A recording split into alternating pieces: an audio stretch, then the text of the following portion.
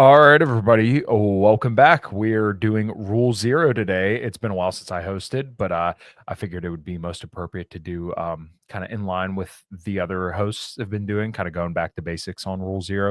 We're going to be talking about Promise Keepers today. Hopefully, some other people trickle in, but we got Jack and Stripper with us today.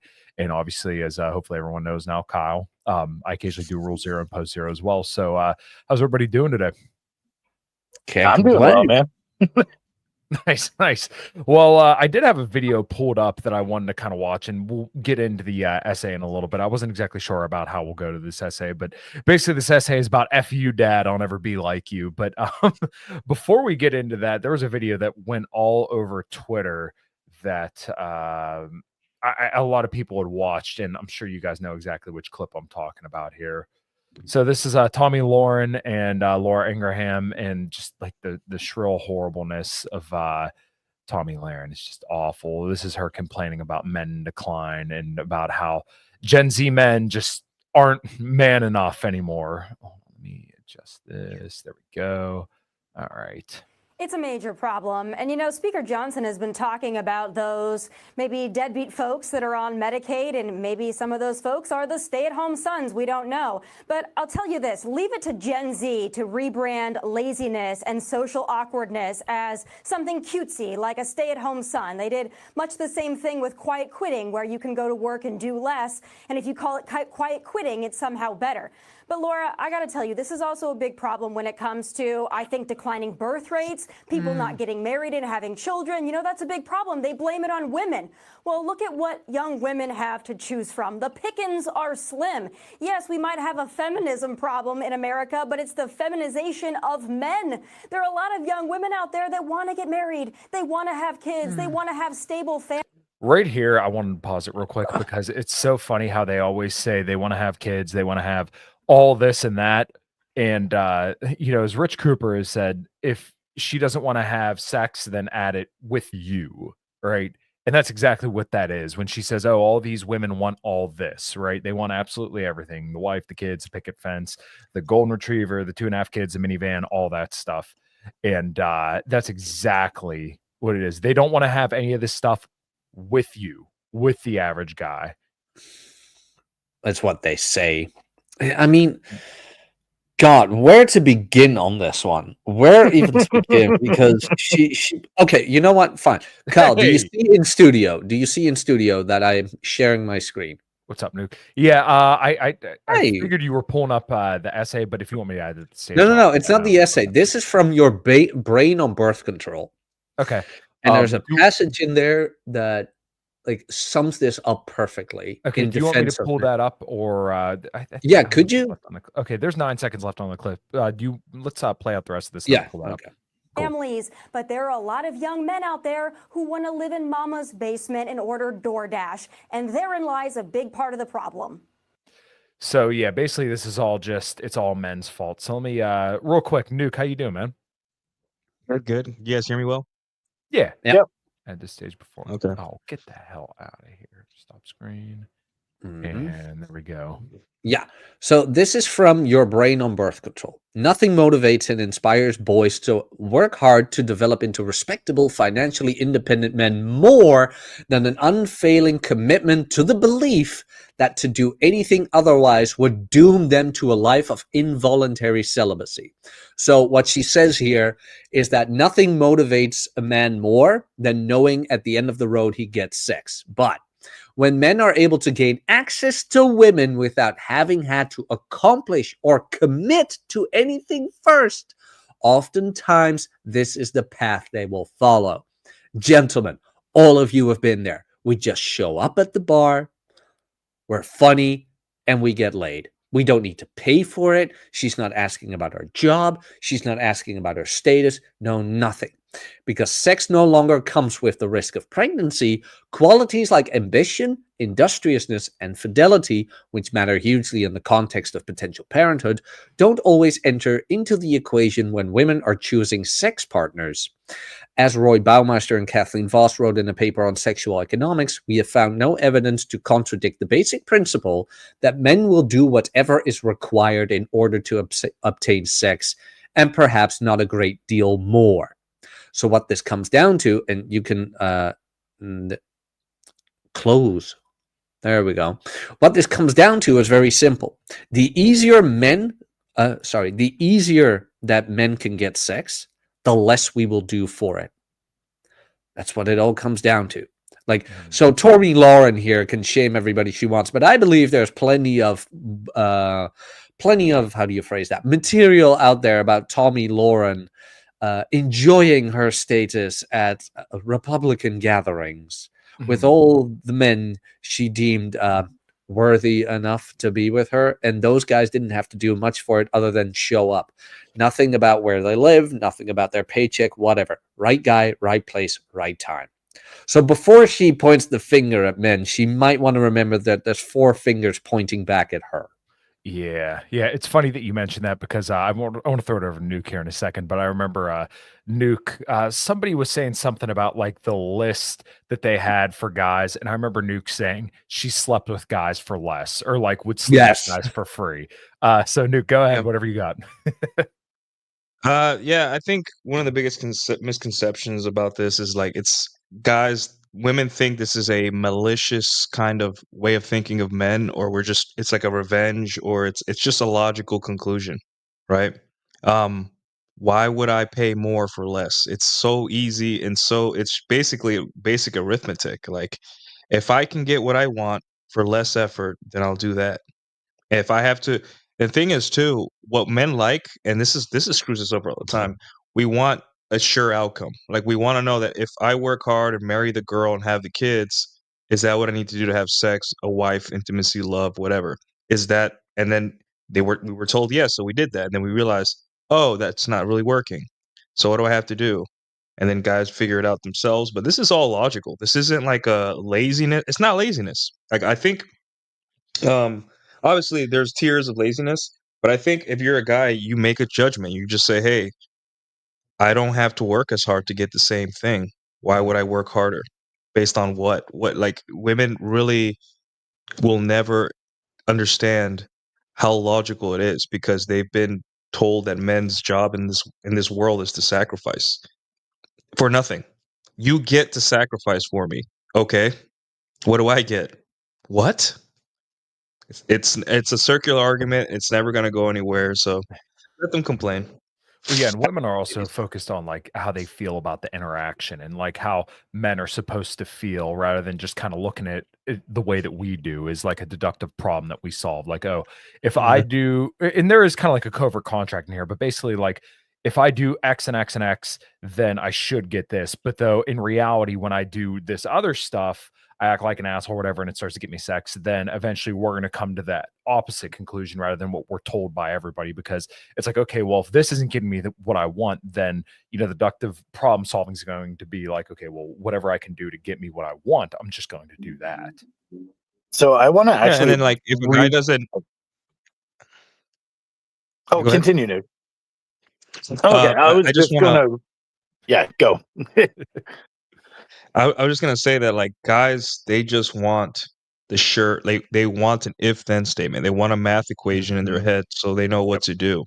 When girls move the goalposts, or if you solve for Y, knowing the variables, and then we solve, and they just still keep saying this is the wrong answer, and then we try option B, and they're just like, this is also the wrong answer, and then we keep going down the list, and then they go back and say, hey, try harder, or solve differently, or solve the way. Like, eventually guys are going to be like, let me just not do this, because I'm a solution-based creature. I'm just trying to figure out how to make my wife have sex with me, or how to make women want to stay or stick around, or do things for me. And the thing is, like, these women are not helping, and they never will. So I was going to say, like, rewinding back to what you said, Kyle, and this also kind of goes to Nuke's point as well. What we're really getting at is 2 things. One, the transactional nature of all relationships being one. And then 2, and this is something I've always said, is in this space, if I could only leave one sentence and only had one sentence to leave, it's that women want men to feel like women, and men want women to think like men. And it's never, ever, ever going to happen. It won't.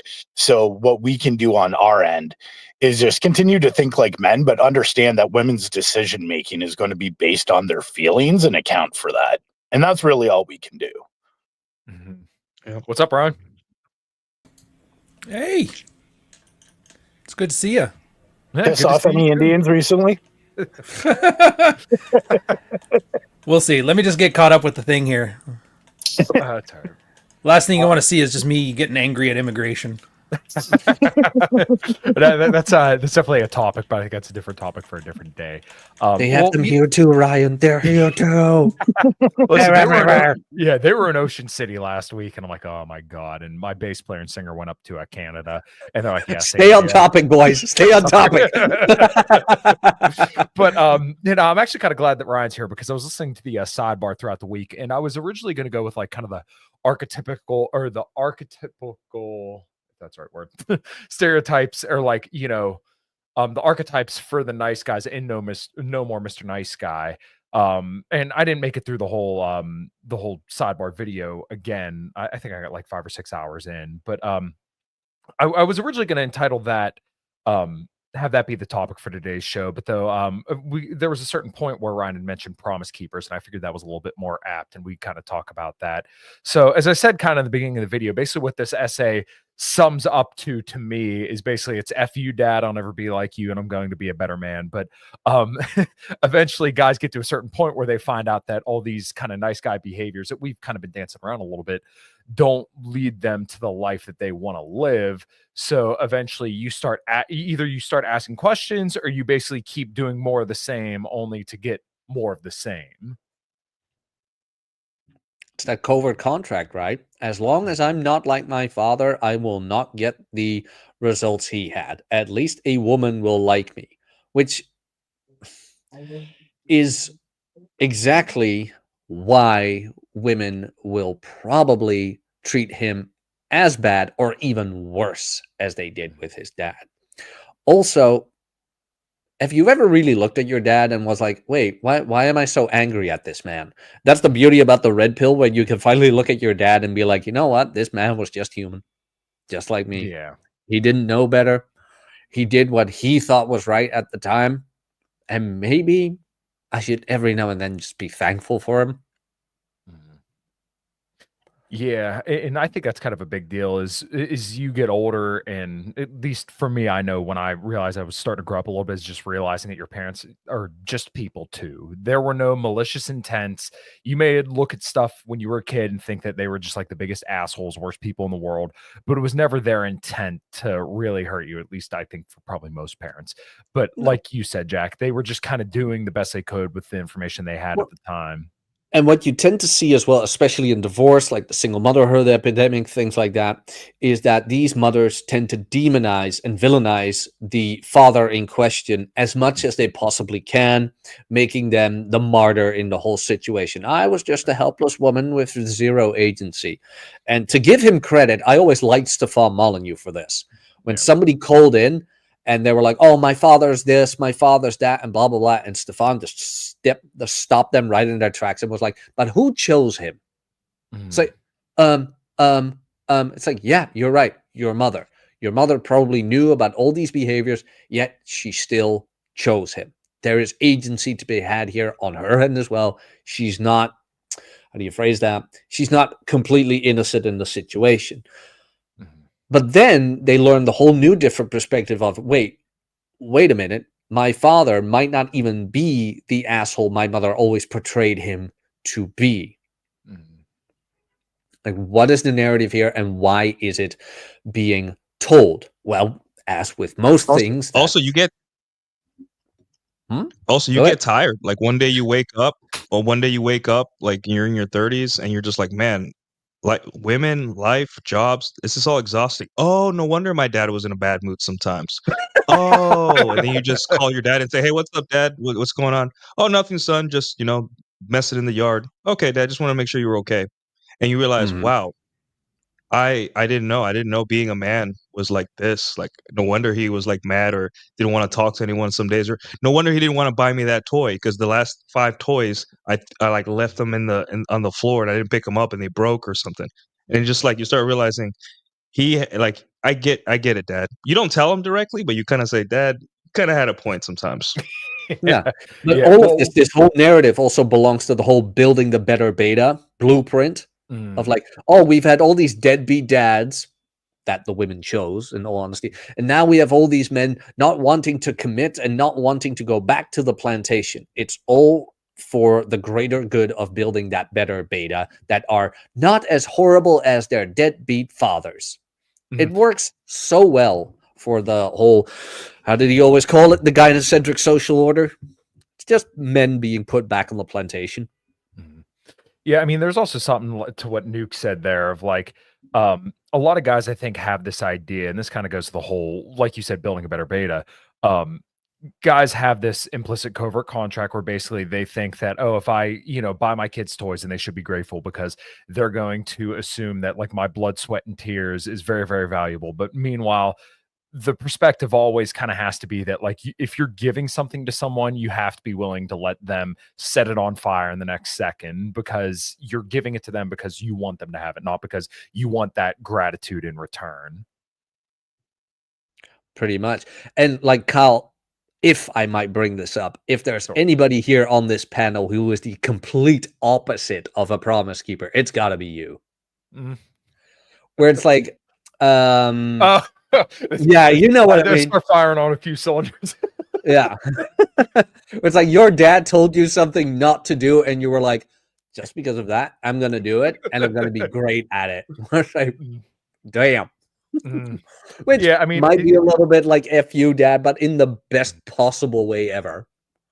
Yeah, it's and for the audience who may not know exactly what Jack's talking about, I am very, very grateful for my dad, because I remember being 15 years old, and I might have even been younger, but I remember him saying, "Don't get married, don't have kids." And he said, for me, I've had 5 kids, and for 33 years, I will have gotten to do nothing that I wanted to do because of children. And it was never like in a way like, screw you, I regret having you, but it was just more of like, I want you to know this. And he also always said, never get married. And, here I am, daughter doing a couple months, and, married for the last, 3 years now. So it's not necessarily like an F you, Dad. It was always like, no, I'm charting my own course, and I'm not going to depend on what my dad told me to do to sculpt myself into a man or something like that, and my mom would occasionally bad talk my dad or something like that. But, it's always funny how women do this, because I would always hear, "Oh, your dad is so great. I never asked him for child support." But, and then there are all these little nitpicky things to just, completely tear down exactly what you just said beforehand. And you better not be like him. I don't think guys realize too when their mom's bitching and moaning. It's just women complain. If you're on TikTok, you guys seen TikTok? Yeah. Did you know like 80% of it is women having a fucking temper tantrum over middling like customer service? They set up these convoluted sketches where the other person is like such a bitch. Oh yeah. So it's like a lot of the times she's bitching, it's not because she actually means any of that stuff. She's just venting.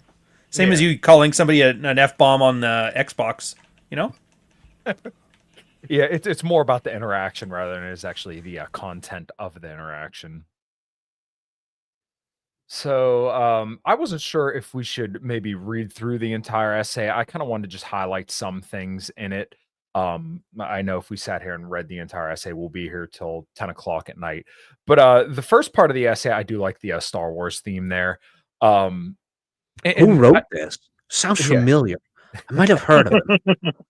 The first couple paragraphs are about basically where this guy had met a girl that he wanted to become his girlfriend, and he also had a F buddy, right? A fuck buddy, if you will. And he had felt guilty about it, and they were trying to kind of organize out how this would go. And eventually he wanted to meet up with the fuck buddy and decide if he wanted to continue down that path with the fuck buddy, or if he wanted to kind of go on with the girlfriend and marry her. And surely enough, when he met up with the fuck buddy, he eventually decided that he was going to sleep with the fuck buddy, and he did. and he felt incredibly guilty about it. And this is kind of where the whole premise of a promise keeper kind of formed, because he told himself when he was 15 years old, and this whole situation played out when he was 25 years old, that I'm never going to be an asshole like my dad and cheat. But that's essentially what he just did in this whole situation. And it's kind of I don't want to say slap, or kind of taking the red pill to put in a verb context, where he realizes that, like, oh, everything I've been told my life, and like this whole idea of a covert contract where I'm going to not be like my dad, actually doesn't work. And maybe some of the stuff that my dad did actually did work, but I didn't want to realize it at the time.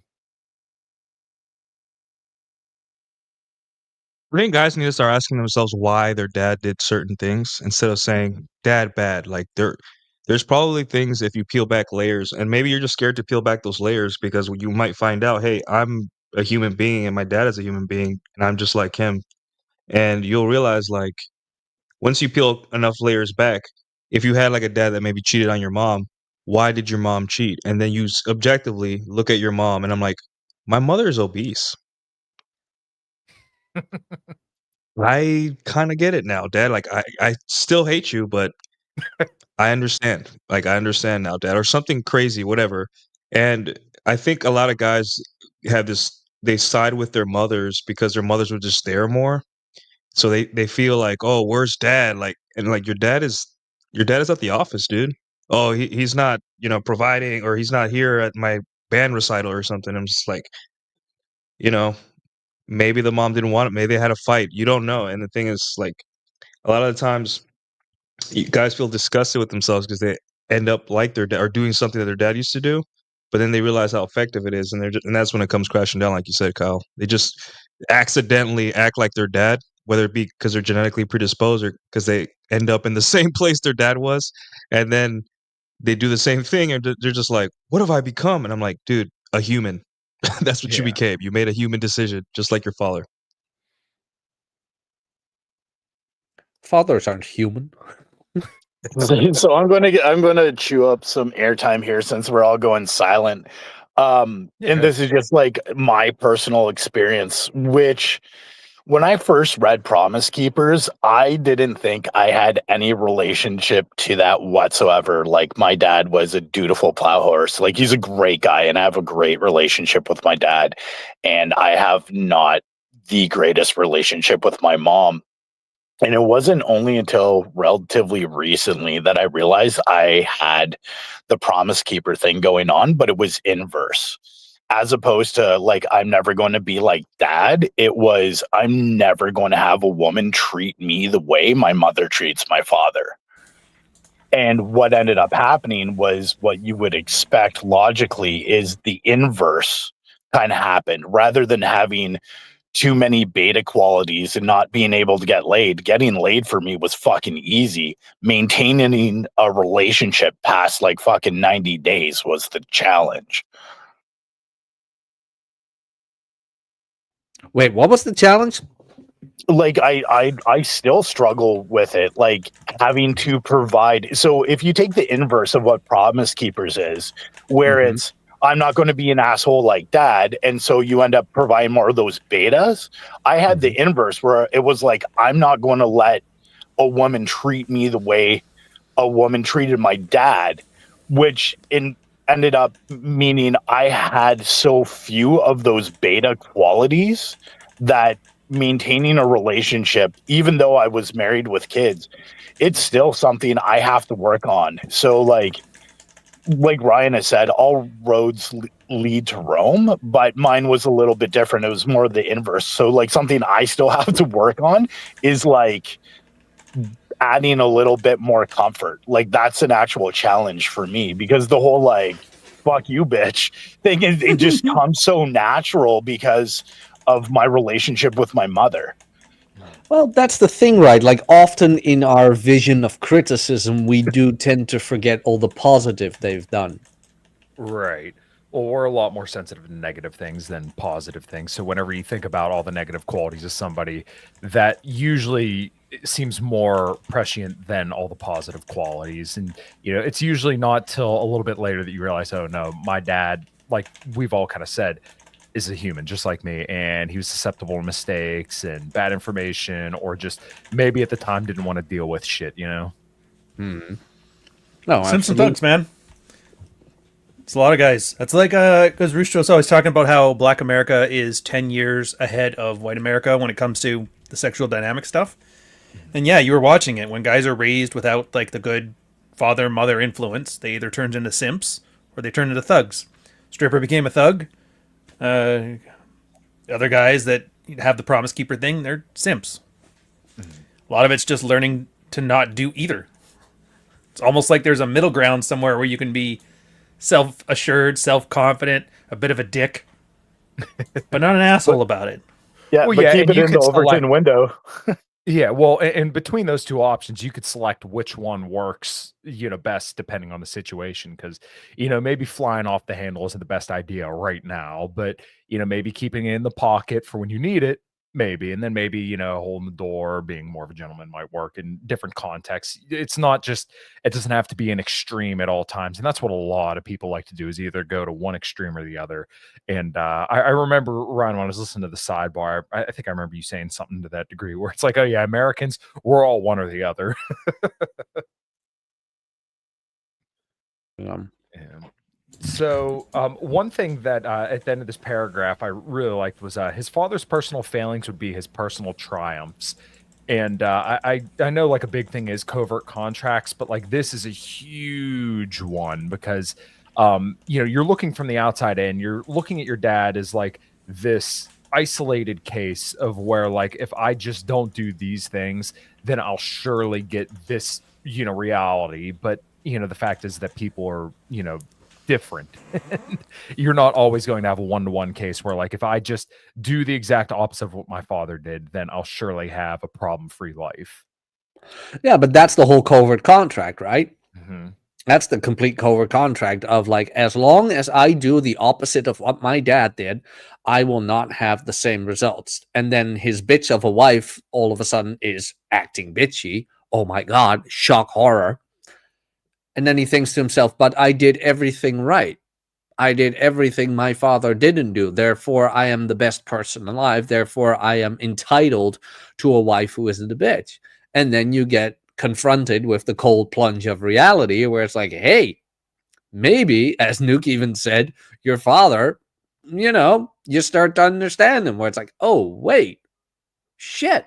That's why he did what he did. That's why, in the worst case, I don't know, maybe not go there, but it's like, that's why he maybe didn't say that much, or he went to the yard or the garage and work on his cars. Maybe there was reason to the madness. I think what this essay in general really hits at the heart of, even though it doesn't say it outright, and I've seen this in the Patreon and other aspects of my life, but it's over calibration is what it is, right? Like when something isn't working for somebody, they tend to naturally think the exact opposite is going to be the solution, completely blowing past the Overton window. I've seen it time over time again, and it is a natural process. And usually once guys kind of blow past that Overton window, they calibrate back to a more healthy center. But that's essentially all a promise keeper is, right? It's just taking your childhood experience and your parents' relationship and then over calibrating when you go out and kind of form those relationships for yourself. But like, Kyle, what would you like to get with this essay? Like any specific question that guys might actually have on this one, you think?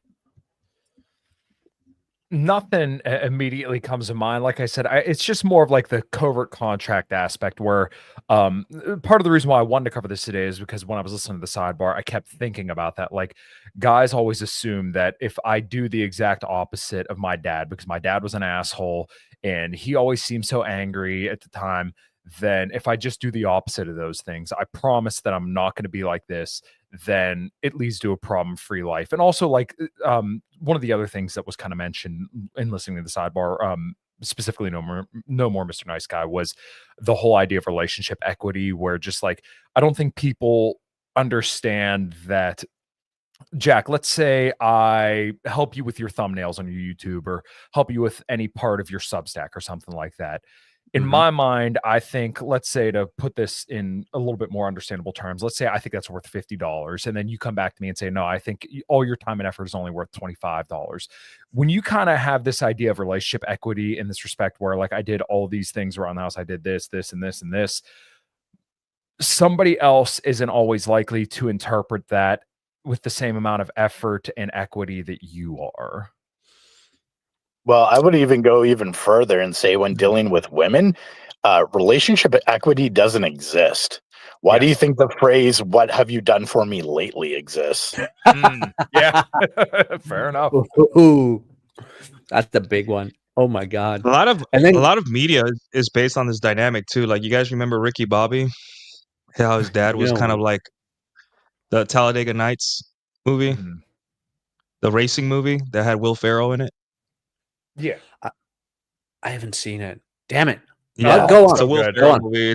It's a goofy, it's That's like typical goofy Will Ferrell it's as movie. Americana as Americana gets. Yeah, the thing is this thing is very it's a very I would say more American than it is anything because Mhm. I would say that dynamic seeps into the media so much that you could see it everywhere. Like every kid or every like protagonist has a shitty father that they're trying to like. I think it started with Star Wars, obviously, or something around that time, and then now we have like mainstream movies that like the father, like what's it called? Uh, what's that movie? The superhero movie with the raccoon Oh, and Guardians of the Guardians. Galaxy. yeah, that the whole second or third movie was based on that dynamic. My dad was an asshole, and then his stepdad came in and showed him what a real fatherhood and responsibility was like, right? And it's just like all movies tend to like whether it's Marvel or whatever cyberpunk movie or whatever, it's all the same. Dad was the asshole. I got to be better, and that's the programming there for guys that like to watch these movies. It's always like I think the only movie that kind of said Dad was all right was like Pirates of the Caribbean, where they Dude, now that showed you Jack. mention it, yeah, Flash Gordon, Buck Rogers, they didn't hate their dad. They were just doing adventures. Yeah, But yeah, Star Wars, Terminator. What was Terminator 2 if not a single mom finding a good stepdad that doesn't want to fuck her but sacrifices himself for her kid? He's I the specialist still little boy hate in the you. universe. I still hate Yeah. you for bringing that up because you ruined Terminator 2 for me. yeah. Like, Dude, oh, I no, ruined he's right. Aliens. Everything from him, everything he's directed has Oh, been like stop. some simpish feminist slop. Oh my Yeah. god. You're gonna ruin that movie series for me, and I just started Oh, loving it. Guys, if you like movies, cut the stream now. Like, go click out of the stream because we're going. Now that I said this, I think a lot of movies are going to be ruined. But yeah, Oh, I mean, Ryan's gonna destroy our childhood. Like, please don't touch the prequels. You will get I him. bet you can see it even in child movies. I bet you can see it in Disney movies where the father's Dude. missing and it's always a single mom. And it's the older brother that teaches the protagonist how to be a dad or something like that. I think the only exception would be like Mulan, where the father was just too sick to fight. And like, but other than that, like, if you really think about it, Little there's Mermaid, even King Neptune. yeah, King Neptune, Little Mermaid. there's there's video games where your father is the final boss. You spend Mm. 30 hours leveling up, fighting, getting skills, whatever you do, and then you have and that's the game I'm playing right now. Your father is the final boss. Expedition 33, the game that everyone's glazing right now, your father is the final boss, I'm which is playing the it's not Oblivion spoilers, it's remaster. revealed within like the first act. So, but the thing is, that's what we're being programmed with. Like you're a little kid, I'm like, Dad is a little asshole, but I love him, and then you watch 14 movies, and then you're just like, man, I gotta not be like my dad. Terminator said so, you know? Um, I want to read this line too. If I'm a better man, quote unquote, I'll be. If I'm a better man than dad, I'll be deserving of love the way I envision it. I'll be appreciated, and hypergamy will be inconsequential due to the equity I'll invest in our relationship. Which I know we kind of talked about this a little bit, but it's also the idea that like a lot of guys expect their wives or their girlfriends or women to love them for all the stuff they do, and this kind of goes back to the whole idea of relationship equity, where like it's just not going to happen. People don't speak the same language in that respect. Bup. Wait, so, how do you mean, Kyle? Is Kyle still there? Do we need to Yeah, hold on hijack? one sec. Sorry. Okay, we're gonna hijack the stream right now. The prequels were actually pretty good. I don't care what Ryan says. I heard you, Kyle. I heard Kyle. Sorry. Yeah.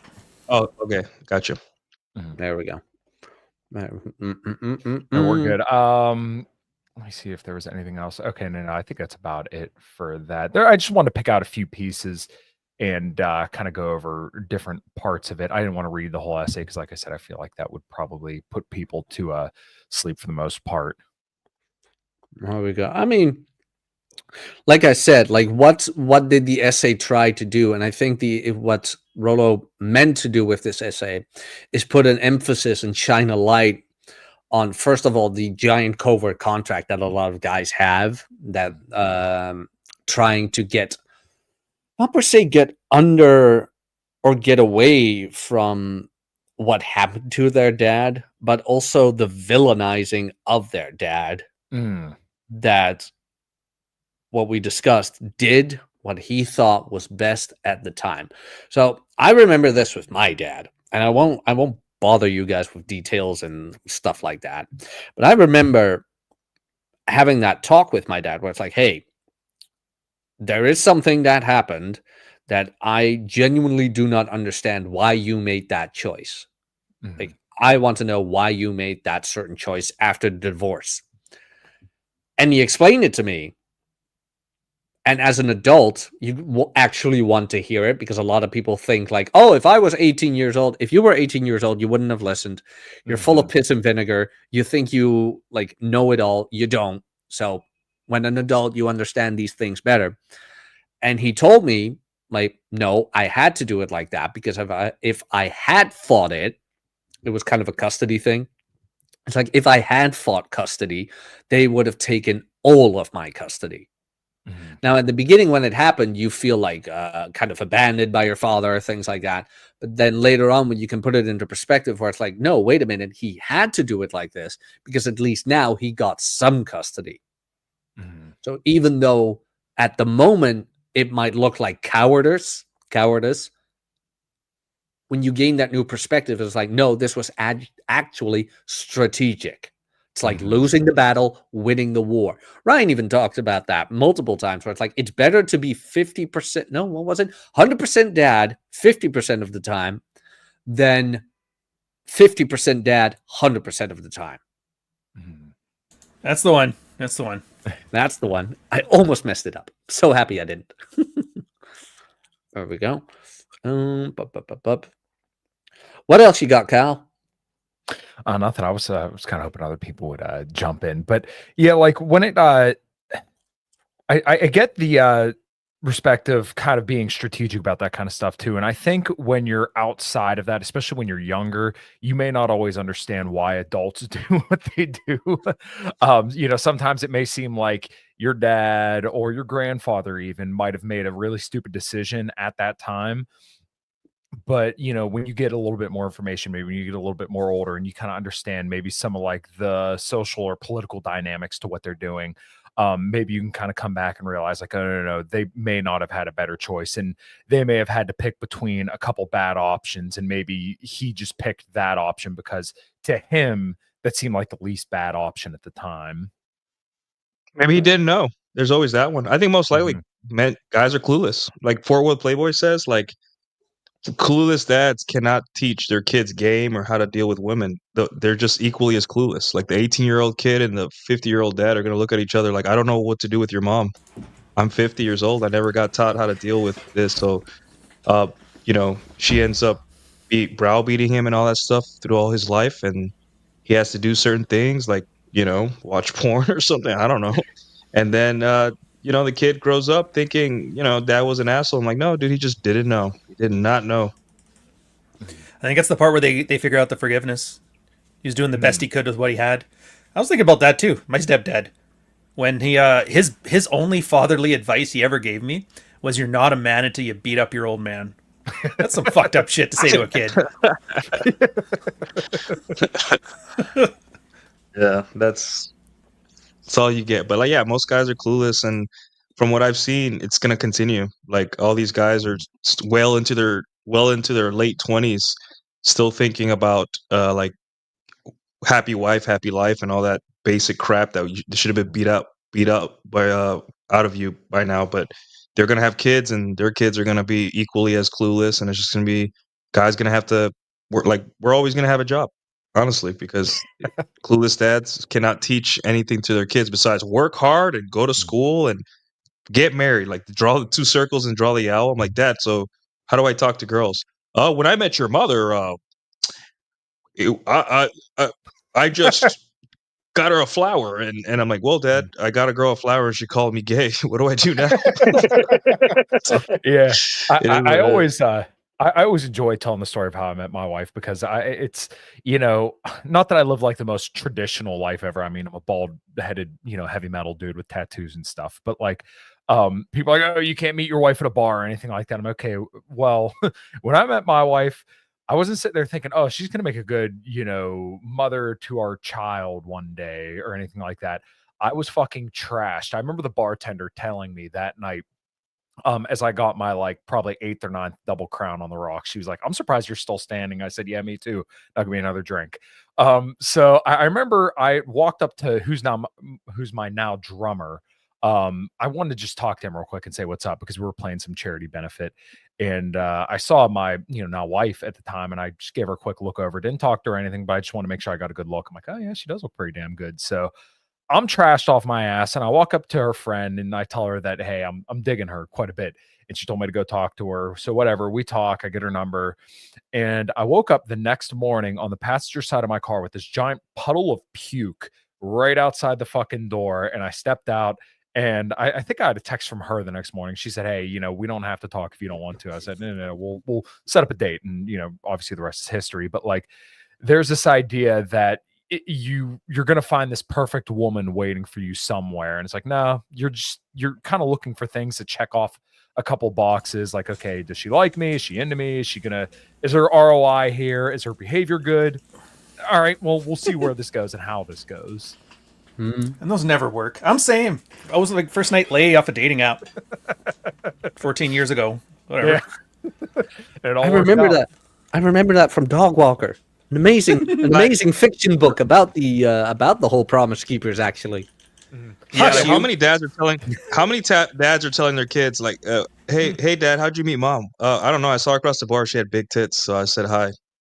Like, how many dads are telling that to their kids? They're like, oh no, I met your mom and I did all these right things and all that stuff. It's just like, just be honest with your kids too. Like, tell them like, hey, I thought your mom was hot. That's how you should feel too. Like, don't go after girls that like listen to your penis. If you like what you see and she's into you, go for it, son.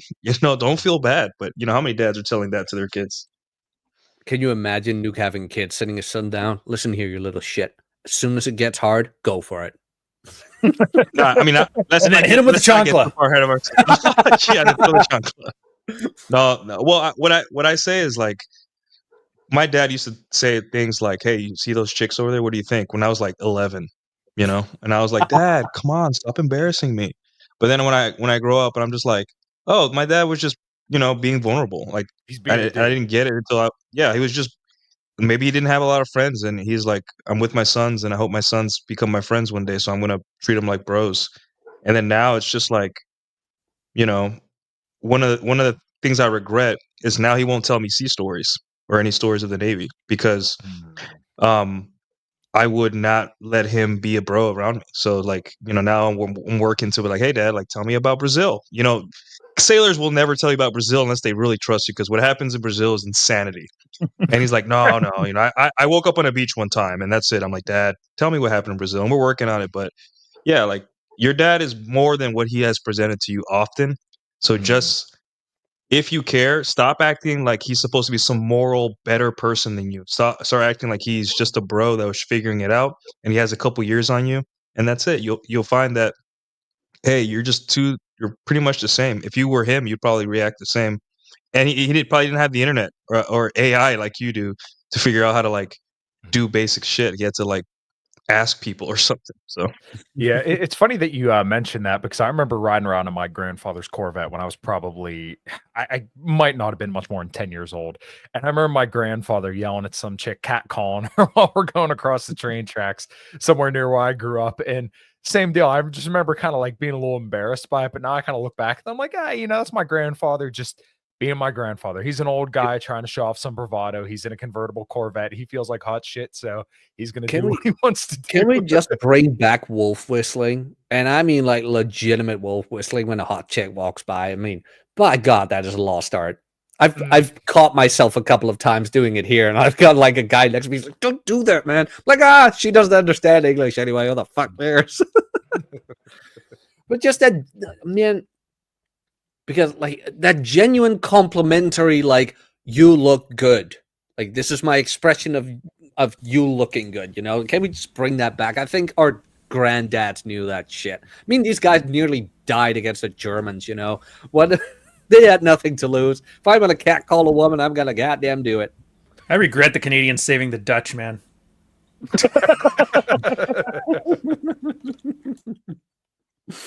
God damn it, Ryan. Well, Jack, I remember you saying you had something that you wanted to talk about a little bit from Dog Walker specifically. It's not per se that I want to talk about it, but it's more Okay. like it. And Ryan does it. You know what? I'm gonna fluff couch just a little. Just a little. But in Dog Walker, the whole journey of the main character is a guy going through his whole Promise Keeper mental model. Because that's what it is, right? Like, I'll be better than him. I'll be better than him. And Ryan did it brilliantly where the contradicting situations make the main character realize, like, oh shit. No. Let me rephrase this. The beautiful part about the narrative in Dog Walker is how he tries to excuse himself from the same behaviors he vowed never to do. Where it's like, oh, but I'm different. It's like, no, you're not. You're really not. And you realize it was all just justification. And every time he does it, it ends up making things worse for him. So it's like doubly bad. You know? Until he finally understands. I'm not giving spoilers, by the way. That's fine. It's like his Jiminy Cricket. Which The is chick who put the marks on his coffee table. She's the Jiminy Cricket character. It's like he finally realizes, like, wait, you know what? Maybe he wasn't so bad after all. And I'm actually having a pretty good life right now by being a dick. Wow. What do you know? Being a dick gets you somewhere. And especially like Rolo's essay is mostly about the guy who finds himself in that single mom situation of, oh, dad was an asshole. Dad never did anything right. I'm great. I'm your mom. Don't be like your dad. And he focuses way too much on that. Now in the Dog Walker scenario, who actually grows up with like the dad. So he gets some more hands-on experience. But for most guys, they don't even get that. They get like the dad who was supposed to be, and all he hears is like asshole. Yeah, secondhand. Yeah, it's all secondhand experiences, never questioning the narrative his mom feeds him. And you know what happens? You know how kids kind of figure out, hey, dad isn't as bad, because they come home one day, mom's off doing something, and all dad says is, do your homework, don't break anything, dinner at 8. And you're just playing you got your homework done, you're playing video games, you picked up after yourself, you're like, man, this is really nice. Like, I'm just doing exactly what I've been told, and nothing bad happened. Whereas mom comes home, and she's like, I saw a shoe on the front porch. You guys want me to trip and fall? And you're just like, what the hell? And then she's just yelling at everyone, and no one knows how to calm Nukes the mom Latina down. mom at him. Yeah, like, no, that's really what happened. You know what my dad would do? He'd be like, hey, kids, let's go for a walk. And we just go to the track, and we'd run a couple laps or something, or walk a couple laps, and he'd be like, whatever. And I kind of understood that in retrospect. I was like, oh, it's just that there's no calming down an angry woman. Sometimes you just got to leave, or just, take a walk and let her tire herself out or something. Yeah, I think going back to this is going back a little bit further to what you said, Nuke, where a lot of the problem is guys just don't know. And this is something I've heard Ryan say before, and it's completely true. Kids are going to learn more from example than anything you actually tell them. And if the example in the household you're given is a dad who gets fucking brow beaten every time his wife acts up, like, how is that young man going to grow up and what is his relationships going to look like, right? If he hasn't been given an example as to how to hold boundaries and just tell a bitch no. Like, I do that in front of my kids all the time. Like, I got a great girl. Our relationship's great, but she's still a girl and she does girlish things. And every now and then I have to be like, hey, simmer the fuck down, go cool off.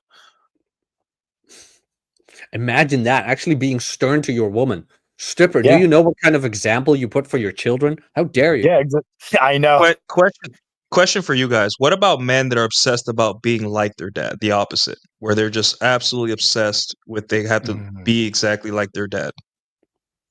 That's a good Unhealthy. question. That's not Unhealthy. good either. Because That's not good either. Yeah. like I said, it's another sort Let's of covert discuss contract. that. Yeah, Let's where discuss basically, that. if I live up to my dad's character, then I'll surely have the same life that he had. When it's like, okay, well, first of all, especially like in our generation where, Nuke, I'm sure you and I's fathers, obviously they didn't have social media back when they were kids. So we're talking about just a completely different world with completely different circumstances. And like, I even know from talking to my dad, him being a small business owner, he's able to communicate with people my age and younger a little bit better because he understands their struggle from, having to work with them and work on their cars.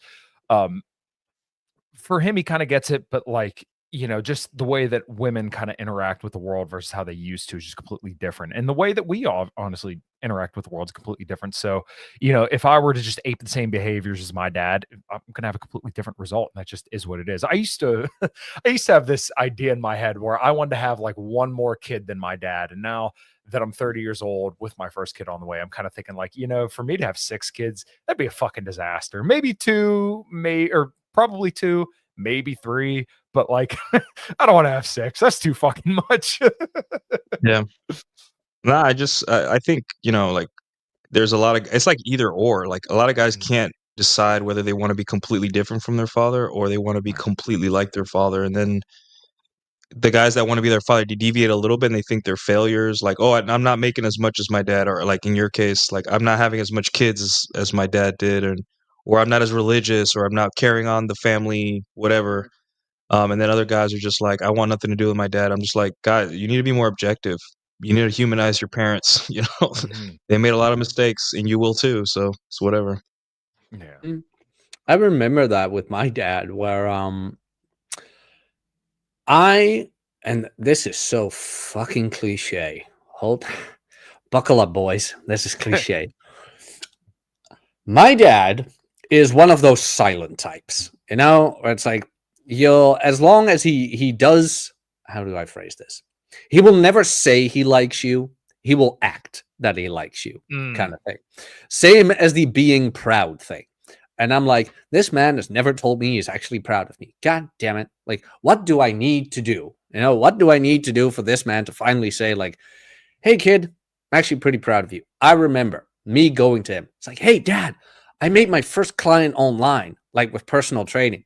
And he looks at me and he goes, what about your factory job? I'm like, are you fucking kidding me? I managed to create my own income. I have accomplished a feat.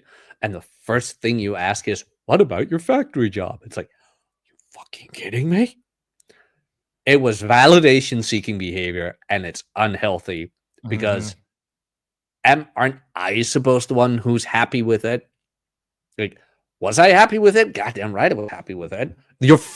Seriously, when you have your own business and you get your first client, there are few things that feel as great as having to accomplish that. And I almost let it be ruined by my old man. Just because I wanted him to say, like, good job, son. And in all fairness to your dad, Jack, and this is something I had to learn myself with my mother, because it was very much the same way, where it always seemed like whatever I did wasn't good enough.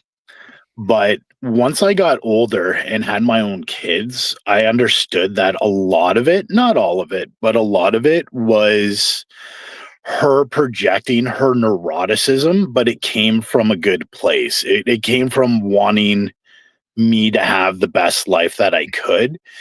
but because she didn't understand the terrain and was projecting her own bullshit off on me, it came out that way. And then once I got older and kind of realized that that's where it was coming from, I didn't really care anymore. I was like, okay, it was coming from a good place. It turned out to be a mess and was executed poorly, but the intent was there. So that's something with my kids that I try to be a little bit more conscious of, is understanding how society has changed and the challenges that they have, and how it was different than what I went through, and to try to give them the best guidance I can based on the information and terrain that they're dealing with, and not projecting what I dealt with onto them, if that makes sense. No, Yeah. I know what you're saying. Like, I had to realize that too, where it's like, oh wait, boomer. Like, he's not gonna get that. Like, hey, I made money appear from thin air. That's how it sounds to him. Or it's like, what? What is this internet thing you use to create dollar signs? You know? It's like, no, you need to clock in hours. How can you do that when you didn't put in 16 hours a day of work? You know? Yeah. It's just something you need to put into perspective. But also, and that was a little bit more blunt, where I also realized, like, wait a minute, like, he's got health issues, he's overweight, things like that. Like, he doesn't have the success with women I have. Why do I care so much about his approval if I don't approve of him? You know, where it's like, and that's where you finally get, like, hold up, where it's like, you're not turning resentful, but that's where you finally accept your dad's human. Go ahead. It's interesting because when I became a nuke, my dad got mad at me because I didn't reenlist. Our reenlistment bonus is the highest, and like of all rates in the Navy. And he was like, "I'm like, Dad, this sucks. I'm going to do my 6 years and get out." He was pretty pissed, and I was on my first deployment when I told him, and he was pretty pissed. It was like, "Wow, you're not going to take the money?" And then after I got out of the Navy, our sister ship, I think it was the Washington, was in shipyard, and we had just got out of shipyard, and he knew I was roughed up by shipyard is worse than deployment, at least in the American Navy. It sucks. So he looked when I would visit. I looked just tired, wasn't getting sleep or anything. And then he saw an article during the pandemic when I got out about how like 13 sailors committed suicide like in 1 month during that shipyard period. And then he called and said, "Really, is it really that bad? I don't remember being that bad." I'm like, "Yeah, it's just shipyard sucks, Dad." And he kind of like laid off the whole like, "Hey, you should have taken the money" thing. And then the other day he found my YouTube channel, and he's just like, "Is this you? Like, I've been watching your stuff." And I'm like, "It's kind of gay, isn't it?" And he's just like, "I don't know if it's what you like, son." So it's like, I mean, it's a journey, right? Like, there may be your dad changes too. That's another thing. Your dad will change. Like, yes, men don't change a lot, but men kind of over time. Well, I asked on Twitter, why do men say less and less as they go on through life? And Chesty said, "Because no one fucking listens." And I'm like, oh, that makes sense. No one fucking listens, right? So my dad's my dad has probably seen me make a couple mistakes, and he just rolls his eyes like, ah, damn it. And then I realized, hey, Dad, I made a mistake, and he had to like pretend to like not be frustrated and be like, yeah, I mean, yeah, it's sorry, son, it happens. But deep down, he's like, I fucking told you this 8 years ago, dumbass. But I think I'll give my dad the benefit of the doubt when it comes to like him being proud or not being proud. I'm just gonna think like that. Hey, he just didn't have all the information, and maybe he cannot conceptualize like what it is to be my rate in the Navy, even though he was in the Navy. I give him the benefit of the doubt, but I will say, since he's at home options trading, he kind of understands internet money a little bit. So that's why he was like he was happy that I was home, not on the streets working, driving in traffic, and making a little bit of money online, because he understands that that's a better way to make money because you're chilling, But I don't know. It's just a journey. Must be nice for you guys. Never got any of this stuff. No closure. My dad died when I was 17, so. Yeah, I'm sorry. Which it's kind of freeing in a way, because like I see people now that have all these weird chips on their shoulders over their parents, and it's kind of like I have no frame of reference. Yeah, So it's like I don't want to advise people have your dad die when you were a kid, but like I don't know. Yeah, kill your dad when you're a kid. I'm joking. You to say, but yeah, I mean, you did say you got to beat your old man's ass, but yeah, for me, I guess the only kind of thing it's kind of like water being wet, but like for me, you know, my grandfather passed away when I think I was 15 years old, and obviously he was a mechanic because I'm a fourth generation mechanic, so I kind of think like, man, what I wouldn't give to like sit down and talk with my grandfather for a day so he could see kind of where I'm at. But at the same time, like, you know, I regret not spending more time with him, but like every moment that I did get to have with my grandfather, I really enjoy. And on top of that, it kind of makes me a little bit more in the moment and grateful for my dad now, because I kind of see the contrast here. And this kind of comes full circle where I look at it and I'm like, oh, you know, my grandfather was just a guy who had a pretty rough life. And there's probably a reason why he was the way he was with me and my older brother versus the way he was with my dad. And now I kind of see why my dad's the way he is, and just kind of like piecing all this stuff together. A lot like kind of Nuke said throughout the stream, you eventually humanize your parents because you realize like, oh, they were just people going through shit at the time. And then, you know, now I'm kind of looking at this like, I want my daughter to spend time with my dad, but like, how do I interact with the world and my daughter? I don't know. And I'm going to be flawed in many ways, I'm sure. And hopefully I'll maybe do a little bit better than him. I'll probably do a little bit worse in some ways, but you know, eventually you kind of realize like we're all just fucking people figuring it out as we go. Like we have this idea that adults just have it all figured out. And even me at 30 years old, I'm like, I got a pretty good grip on life and how things are going, but I don't think anybody gets 100% there and think we got it all, you know, going. Like We're gonna be boomers one day too. We're gonna be boomers one day too. Like I saw this joke where it's like our boomer parents and grandparents saw all the like LGBTQ plus stuff, and they would like pretend to be supportive, like, hey, yeah, love is love, you know, good for you guys. We're gonna be in the future. Our like kids and grandkids are gonna bring like an AI girlfriend or an AI boyfriend, like a robot or something, and be like, "Hey, meet Rob. He's my robot girlfriend." And we're gonna be like, "Love is love," and we're gonna be the boomers, kind of unsure about what the hell's going on, and we're gonna be secretly bigoted and stuff like that towards. I don't know. I think it. I think it's just, you know, I think every generation has the technology is accelerating or has accelerated so much that we like our parent. Like if my dad said, "Hey, content creation is kind of gay. Like, are you sure you're into this? Like, are you want to do this?" And I'm like, I would understand. I'm like, yeah. From his perspective, 100% looks weird. Are you sure you're into men, son? Are you sure about that? Yeah. But from my perspective, I'm like, this is normal. That everyone has a brand now. Like this is normal, Dad. So Yeah. I don't know. I just feel like I think as millennials, we want our parents to understand us so much. And once you let go of that need for your parents to understand you, you're kind of free. You're just kind of like, my dad does not have to understand what a super chat is. You know, he does. All he has to understand is that, hey, Dad, I got some internet money. You want a gift card for Golden Corral or something? And he's like, sure. Yeah. You know, like no, that's all my dad needs to understand. My dad has no idea I do this YouTube stuff and things like that, and I'm very thankful for it. Where it's like he knows I do online personal training, and I kept it at that. That's the explanation I did. He doesn't know about the writing, the YouTube, or whatever, and I wouldn't know what to do if he finds out. Where it's like, yeah, I've been pretty misogynistic online, so you might not want to share this with anybody.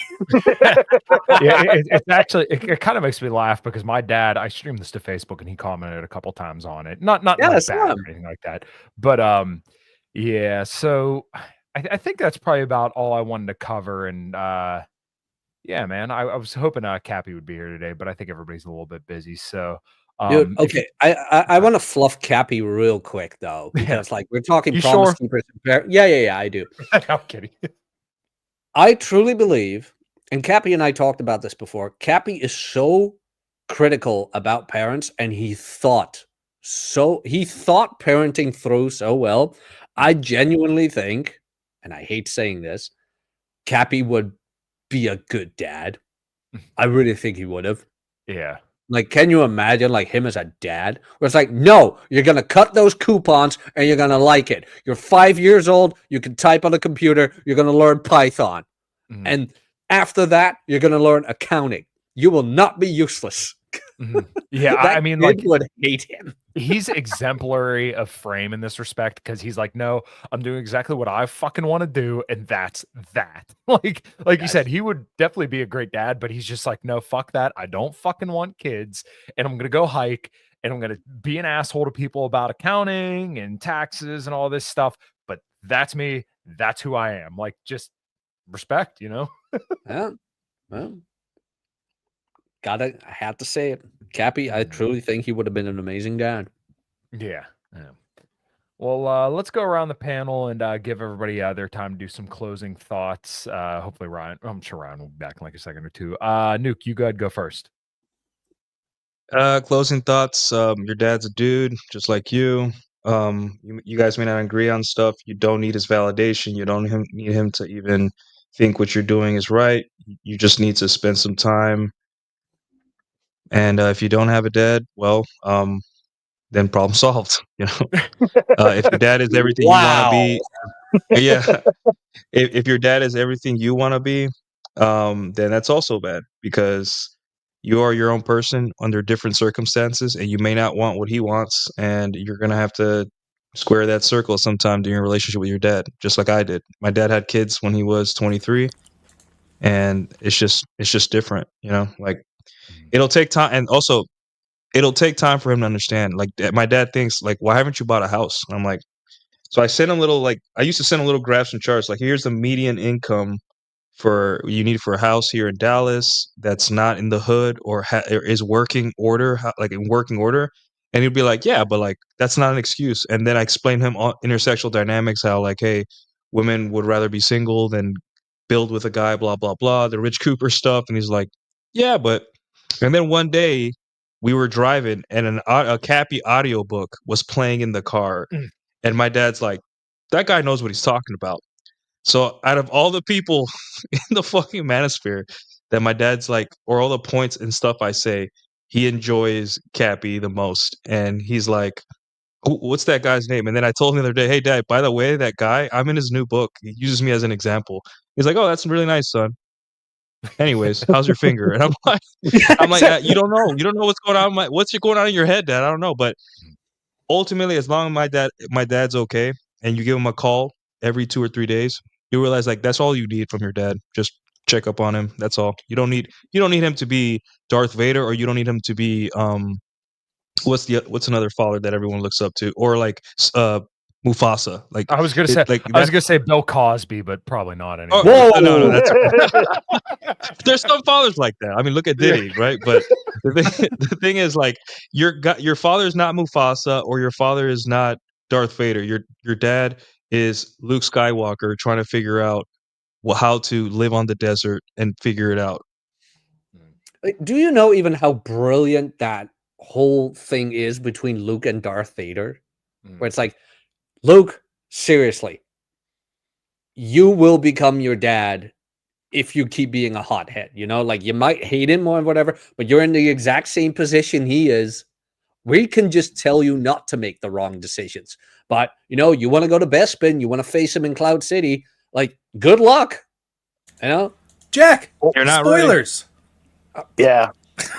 Or I'm actually going to go like his dad. Yeah, at the end, like in Return of the Jedi, and he looks at his hand. That was a nice nod to like, hey, Dad, I'm about to become like you, but let's stop here and let's ride out to the sunset together. That was good writing. Actually, symbolism, Jack. You're almost getting into why the prequels sucked. Yeah. In Star Wars, actually, there's something really subtle that a lot of people miss, but it's when Luke goes to strike down the Emperor and Darth Vader stops him. A lot of people think that is because he's saving the Emperor. It's not. He's saving Luke. To save Luke. Yeah. Yeah. It's actually a really brilliant, subtle thing, but yeah, it's there. Don't be like me. Don't be like when I struck down Mace Windu, which happened in the prequels. Mace Windu or Count Dooku. When they strike down my childhood. Yeah, I remember that one. It was a great part of the movie. Yeah. Good. Remember that part where they took a shit on everything you used to grow up loving? Oh, fucking wonderful. Oh, that's ongoing. Witcher 4 just came out, and now Witcher 4 is a girl, and she has powers out of nowhere. So yeah, my childhood's it's over, huh? I thought it was only announced for next year or something, but it already came Yeah, no, out. I'm saying like, no, but the trailer did, and it's gonna be Sirius the main character, and the show too sucked. Henry Cavill was like, "I'm done. You guys are not gonna be like following the book." And then you look at where the book was written. It was written in Soviet Russia. And I'm like, no wonder the game and the books are so sad, and like it's because it was written by like a guy in Eastern By the literal Eastern communists they're trying to become. Yeah. Yeah, exactly. And then the whole studio got changed out from all the original writers of the game to all like woke people, and you're just like, yeah, that's done. Like I'm not even like I'm gonna stick to my Witcher 3 and enjoy it. I don't like Witcher 4. Good luck, guys. Hope it works out for you guys. Yeah, I'm currently playing a fuck ton of the Oblivion remaster, and I'm sure everyone's seen the meme of the people designing the new Elder Scrolls. I'm like, you know what? After I'm done playing Oblivion, I think I'm just gonna play Skyrim, and then the Elder Scrolls that comes out after that, I'm good. Stripper, go ahead. Oh, good. Oh, okay. Yeah, as far as Promise Keepers go, just don't throw the baby out with the bathwater.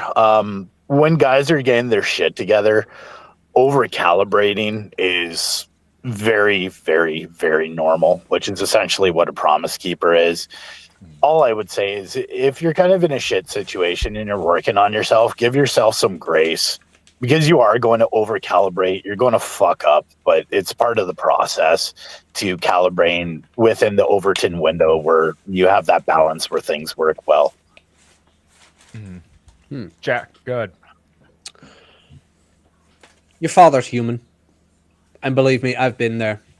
I've been there where I was like, Dad, why did you do this? Why did you do X, Y, and Z? Why didn't you care about this? Why didn't you care about that? First of all, different generation, different perspectives. You're not going to change yet.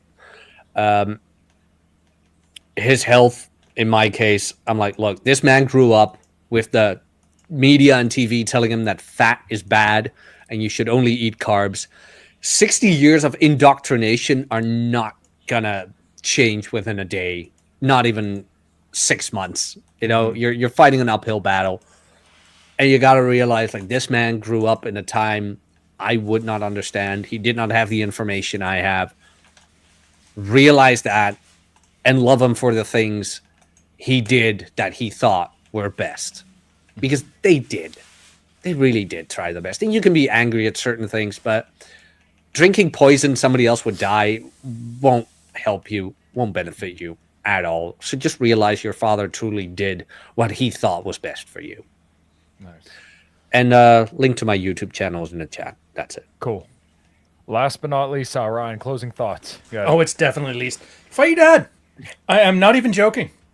I don't have to. Nobody said win, because I will admit, I was like, what a fucking piece of shit. The advice wasn't bad. It's not even about like physically fighting him. It's just being willing to stand up to him. I'm amazed how many guys are still treat their dad as an authority when they live on their own and they're making their own money and they're letting their dad and their mom bully them into shit. It's like, have you tried telling them to fuck off? It's amazing how much that works. Well, yeah, but then what'll happen? Is he paying your way? No, well, fucking you'll be fine. Same thing. My wife is telling me this shit. Have you ever told her to fuck off? Well, yeah, but what if she what? What if she leaves me? You really think? Like, have you seen the amount of abuse women put up with? On social media, they talk about it constantly. They'll tell you exactly what they put up with. And they The Tinder swindler. Up with it too. Yeah. It was like a meme. If you guys are older, does anybody here remember in the 80s, there was like that meme where chicks were getting beat up by their husbands or whatever, and then everybody around them was like, dude, you need to leave. And she goes, I know, and then starts making excuses for him, and then goes back and gets fucking hit again. Like this was... I've seen it in enough movies, yeah. Yeah, there's even a 4chan meme, how like the Irish face is genetically predisposed for domestic violence. And I get it. This is horribly misogynistic and vulgar and in some cases criminal. You're missing the point. You can tell your wife to fuck off when she's acting out of pocket. She's not going to leave you. She might get mad, but she's already mad. What's she going to do? Get madder? Oh, she was yelling at me. But if I say this, she's going to start yelling at me. I'm like, well, at least you got some control over the outcome. It's a step up. And I think a lot of this, Promise Keeper, stems to that. I don't ever want to be in a position where the girl I'm dating talks shit about me to my kids. It's like, she won't. Because you're not a piece of shit. And if you are, she'll probably defend you anyway. And if you're weak, she'll definitely bitch because you're not that man that gets her wet. Well, how does Rollo put it? They don't want a man who could put their head through the drywall, but they want to know that a man that could. I think that's the saying. I'm not getting it right. Anyway, that's a lot of like physical abuse references. The point is to stand up for yourself using the most hyperbolic example I could think of. Yeah. If he wanted to, he would. I think that's what the girls are saying these days. If he wanted to, he would. But you see what I mean? Like a healthy dose of don't give a fuck. Don't get attached to some contest you're playing. If you're going to have a contest, like, I'm never going to be like my dad, that'll teach him. He's not there. If you want a contest, go fight him. At least then he shows up, and at least then you know if you win or not. All Ryan's examples there are all about violence. I love it. They're all about criminal violence and domestic battery. But the point is, like, you look past the hyperbole. I'm hoping you guys are smart enough to get the point. Mm-hmm. And then and we're all there. So just forgive yourself when it happens. You just let it go. You don't need to have some big magical movie moment where, Dad, I love you, Dad. Like the meme. No, it's just, you'll sit down one day and you guys just won't yell at each other and you'll have a drink. And he'll ask about your girl and you'll ask him about his new wife that's your age. Which is, by the way, that was like not a fan of the guy, but when I went to go visit him at my 20-year high school reunion, and then he had a new French wife that was my age, and he was like in his 70s. I'm like, fair.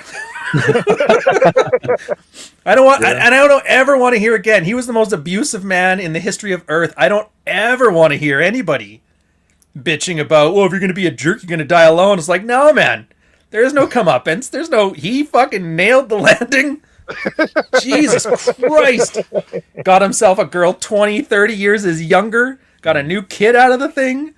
Like, fuck off. You'll be fine. You cannot. I think it's impossible to kill yourself in, like, North America in 2025. It's too much abundance. People have been eating themselves to death for 30 years. They're still kicking, and I just invented a drug that saves you at the last minute. Like, oh, thanks, man. Ozempic. PCOS is like the STD for women. It's like driving the infertility crisis. Doctors are working hard on that. They made a whole IVF industry to deal with that. There is no consequences, and if there is, there's a scientist somewhere, some egghead working on it, just so his director will like give him a shot. That female director he's like, I know she'll love me if I just cure cancer. Yeah, like that guy that cheated on his pregnant wife. Everyone's like, how dare he? Like, he deserves. I'm like, the president, the most powerful man on earth, also cheated on his pregnant wife, and he's the leader of the free world. His name is Donald Trump, and we all love him. Like, he's the most beloved, one of the most controversial but likable people almost ever, right? Yeah, and it's just like, and I get the hate for the other guy, but the Cosby Show was a good fucking show. If you ever watched it, it's a nice, wholesome message. Yeah. Fatty Arbuckle, he did some horrible shit too. Yeah. The cast of Friends, they were all a bunch of cokeheads. Yep. Joe Biden's Nirvana, his girlfriend shot him with a shotgun, blamed it on him. Music, bangers. Nothing but bangers. Yeah. Separate it, man. It'll be fine. Anyways, that's it. I got a lot of rant. Dude, the Dogwalker's fucking good. Buy it. Read it. You'll actually enjoy it. I don't read either. I get it. This book is specifically written for that guy, because I realize it's not that you can't read or you don't like reading. It's just most books are shit. So it's written to not be shit and to keep your interest. And if you like this one, Jake Long Softbone is coming out in the summer. It's going to be even better because it's this, but cyberpunk. So fuck it. Sign up at the Substack and go check it out. And let's get away from the red pill stuff because we've gotten laid. We're not a bunch of bitches anymore. And now we can enjoy our fucking life. And then we can pressure Nuke on his goddamn anime that he still hasn't fucking finished. Nice. Well, Ryan, I guess that's if there's any other plugs, give them now. If you don't got any other plugs, Nuke, go ahead, do your stuff. So follow the Substack. 30 more essays left. Closing in. Things are going well on Substack. And tomorrow, Subathon, come in, ask questions, and have fun. And I'll see you guys next time. Cool. Stripper, go ahead. I'm on Substack. You don't need to follow or anything. I'm just there causing shit. Follow Jack and Ryan. Nice. Jack, go ahead. Actually, no. Real quick, I want to glaze out a Stripper and let him know his writing is really good. So make sure you do go follow him. I do have a new essay, actually. I released it this morning. There you go. Link is in the chat. I completely forgot about that. Where it's like, why did I forget about that? I guess for me, hopefully everybody, you throw a like on the way out of the stream here. Subscribe to the channel. New Common Crown music is well on its way. We got a couple more appointments until we're done with like the instrumental stuff and then vocals. It sounds so fucking good. I seriously cannot wait to release this stuff. And yeah, I think that's it. And I don't know if we'll be doing a post zero tomorrow, but I'll definitely be doing a Sunday coffee show. So that'll be cool. And yeah, I think that's it. If nobody else got anything else, I think we'll wrap there. Cheers. Cool. All right, everybody. Thank you so much. This is Rule Zero. And everybody have yourself a good weekend.